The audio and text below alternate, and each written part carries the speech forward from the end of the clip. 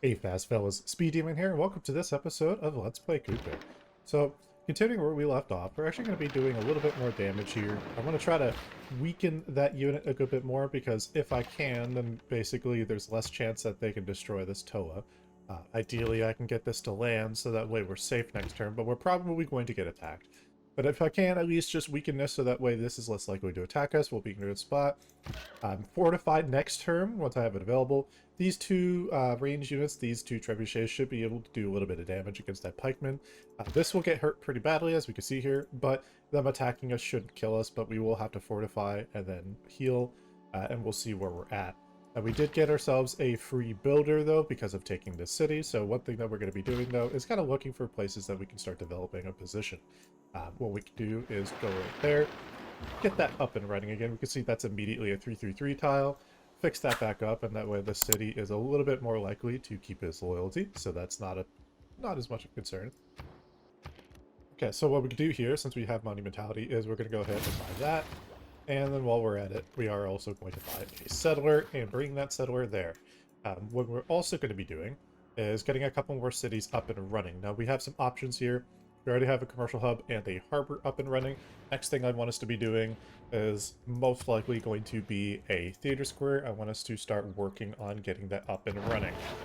That is going to be good because eventually when we get a Morai, that's going to actually amplify our output. We'll happily take an embassy.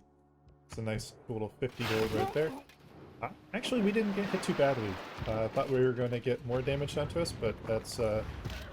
Oh, that's just terrible. Come on, no. I needed those units to not get hit.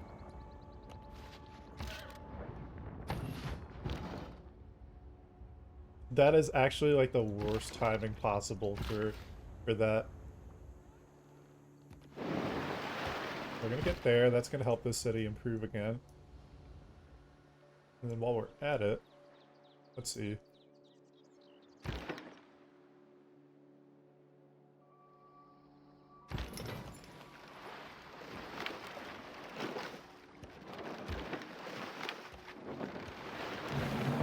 And we'll kill that off. Awesome. So we are very much a 1 HP unit, but there's nothing else in the area that can attack us right away. They are just far enough. Never mind, they are close enough.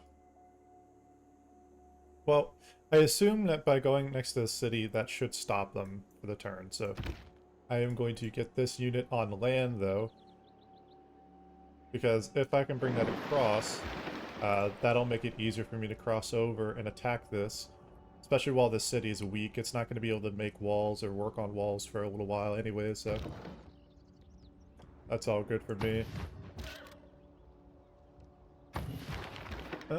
Grants a free trader unit. Excellent. So that is our first great merchant.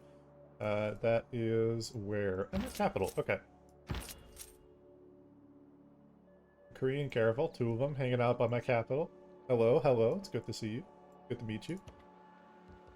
We'll go ahead and do that. Get a free trader.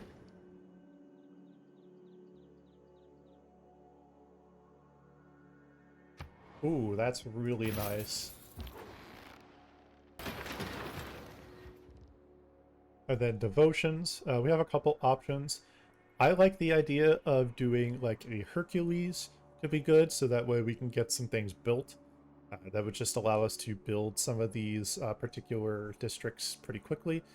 Just save us a lot of tempo in the long term, especially if I can expand heavily in this area. This has...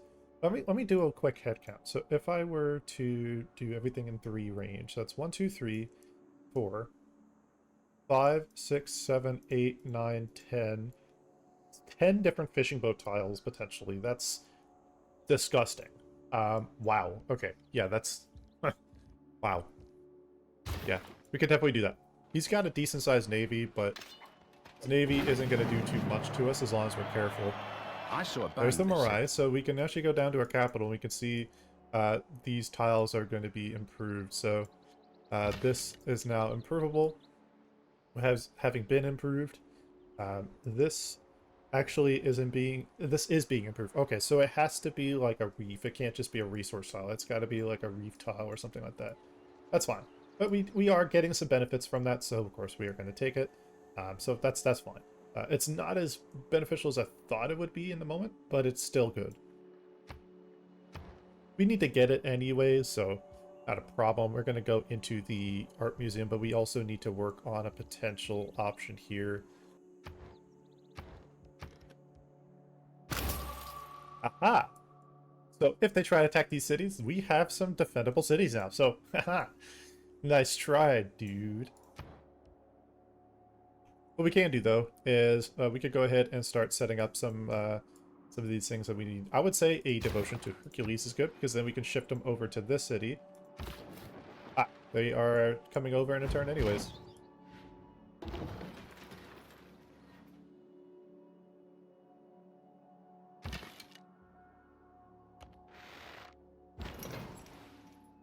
Hold on.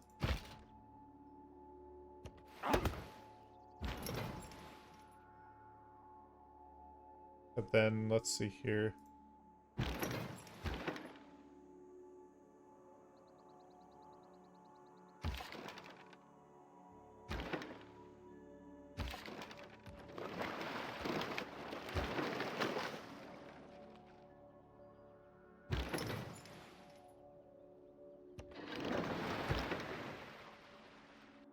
Awesome, this city's up and running now too. Good.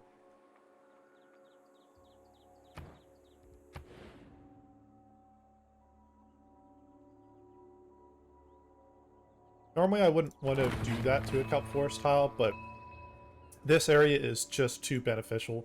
There are way too many benefits I could be getting from this spot, so +2 is nice, but the thing is that comes at the cost of like some pretty good tiles, so I'll just do a standard one. Plus having better fate generation when it comes to the mid to late game, that's going to put us in a better position, because then we can use that fate generation as a means to start buying like things like naturalists, which we can make some national parks. We should be able to make a couple this game. I'll eventually in the next couple of episodes really start working on that. And then also, more importantly, rock bands, which will also be even more important than just simply naturalists for passive tourism. Rock bands, you can actively work the tourism of an area very heavily. It's going to cost a bit if I were to levy that military once more. I kind of don't really need to. The only thing I would love the AI to not do is to send its trebuchet directly into the fray here. Like, the AI doesn't really understand this is going to kill these two units, and these are some of the best units you could have. And it's about to just get rid of them like it's nothing. Sometimes the AI makes some interesting decisions with this game. Sometimes. Remember that politics... There's colonialism. So as we can see here, 5 production. 4 production, 4 production, 5 production, 4. Gosh, that's disgusting. There's so much. There's so much. There is an unbelievable amount of production here. 67 production in our capital now. Wowie. We have pop off, as the kids say. There we go. And we're about to get ourselves another privateer, which is great. So for our troubles, we have ourselves another potentially very helpful unit. Also with this, we have some stuff that we can actually put on. So this is going to give us a nice boost to everything. That's not bad either, but I mean, that's not great. You know what? That's actually a really good one. I've got all the loyalty ones that I can put on.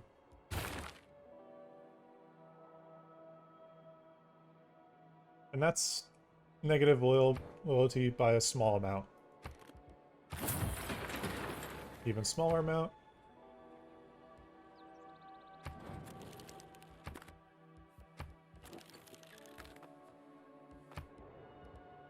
And if I could just get some more population in these other cities, that should put us in a better position.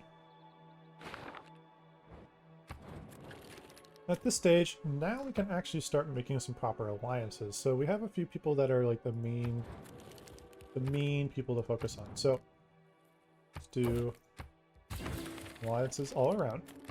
Diplomatic service got boosted.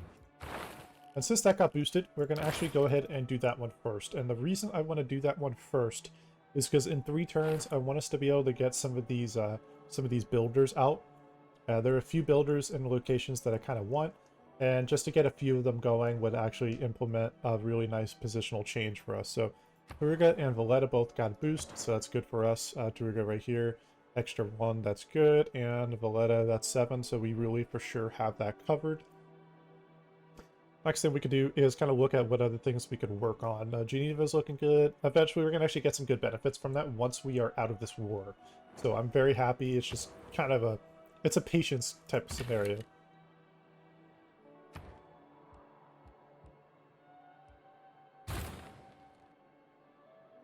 I wonder, can I use a Nancy on areas that I cannot technically harvest? And I wonder if that would actually circumvent that. I'm going to mess with that. I'm going to see if that works.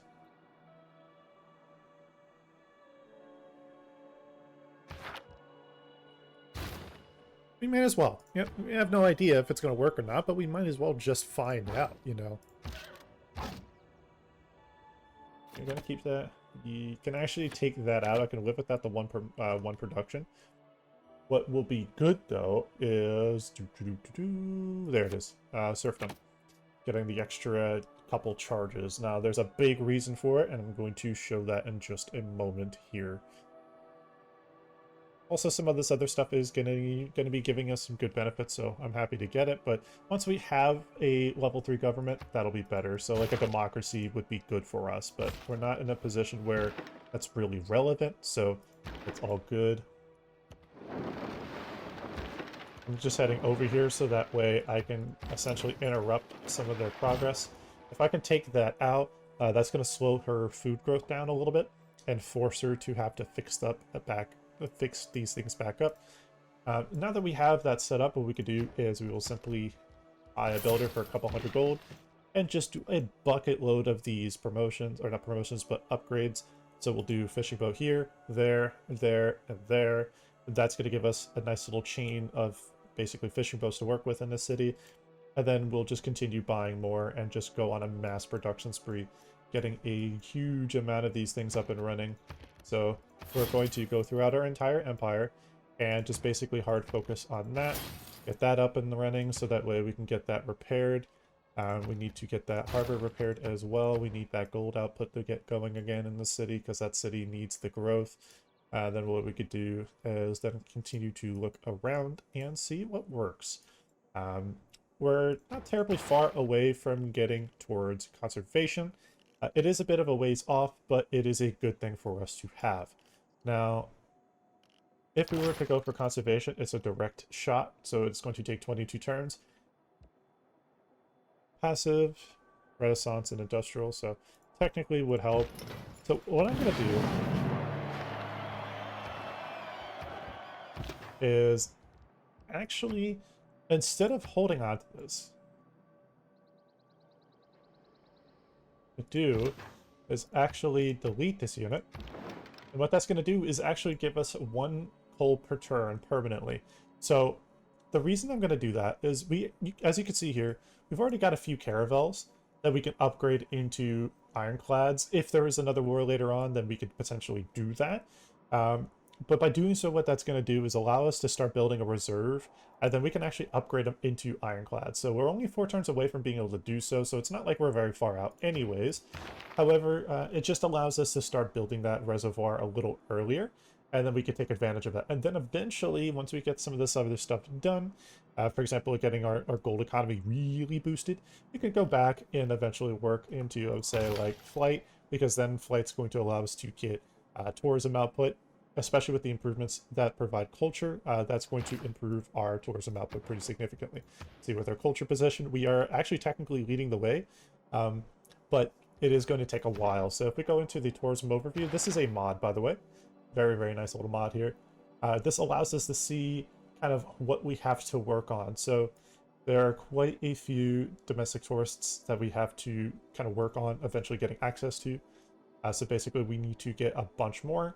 The more that we work on that, the easier it'll be for us to develop. As we can see here, To read this off, to achieve a culture victory, you need to attract more foreign/visiting tourists to your civilization than any other player has said domestic tourists. Generate new domestic tourists by actually earning more culture, and add other players' domestic tourists to your civilization's combined pool of foreign tourists instead by converting them with tourism. So basically, you want to start earning as much culture as you can, and then also while you're at it, continue to develop more and more tourism. So like natural, or like, so for example, like natural parks, wonders, you name it, those will actually develop that a lot more. As you can see here, earning tourists. Players can receive new tourists for every 100 culture they earn. So this is good. Basically, we want to get a lot more culture output. This basically is simplifying the way culture works, because unfortunately it's very difficult to understand and it's not very well explained in the game. This simplifies the process of understanding it. You need 1,600 tourism to convert basically a domestic tourist into a foreign for your civilization. This amount is based on the number of players in the game. Your civilization is generating 63. Basically, we are making 63 right now, which is not bad, as we can see here. So that is basically allowing us to see here that each civilization that we've met will take this amount and apply other modifiers to get the final amount that they receive from you. So we just have to continue working on getting more and more of them. The more that we can get, the easier it'll be for us to develop the position. And then we can eventually start sending trade routes to them and actually, like, we have something kind of going. What we'll do, though, is we will go ahead and we will also buy a trader here, send him over to her. That'll actually start developing a good position.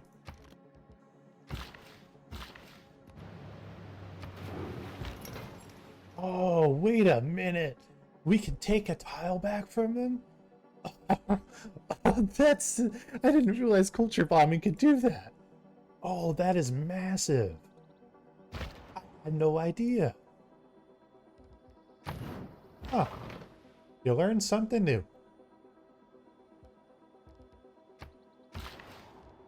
That is insanely neat.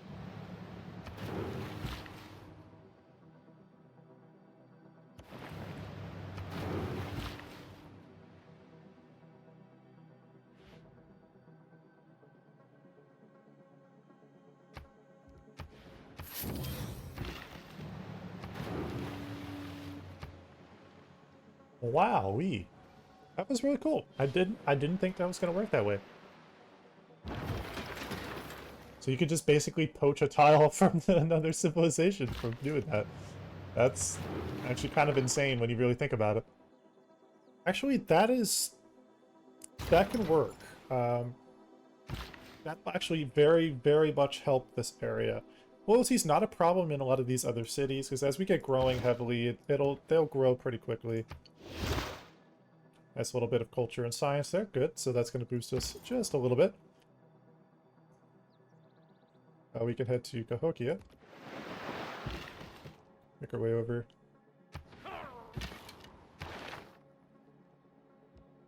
Go. Save another turn on both of those, so that's good. Yeah, we're losing one food from that. It's really not that bad. It's honestly not a big issue at all. I would rather just do that so that way we have, at that point, permanent utility. Or not permanent utility. We get the, nice utility from getting a turn saved on two different things at the same time. Like, if I can get to conservation a little faster, that's good. Besides getting 3 envoys, that's going to open us up for a very nice expansion with regards to our overall potential output here. So, looking pretty good right now. We have so much gold now at this point that we're just going to continue saving up to a point where we have a significant gold reserve. We're doing pretty well here. 700 per turn on average now is fantastic. Now we have the option to take Anansi elsewhere. So we have to go looking around a little bit. We'll have to see where we can take them to.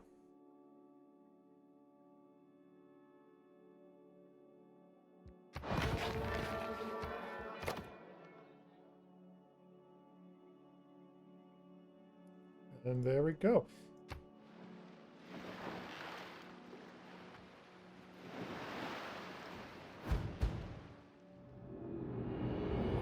We are now in the industrial era. If facts don't fit the theory... All right.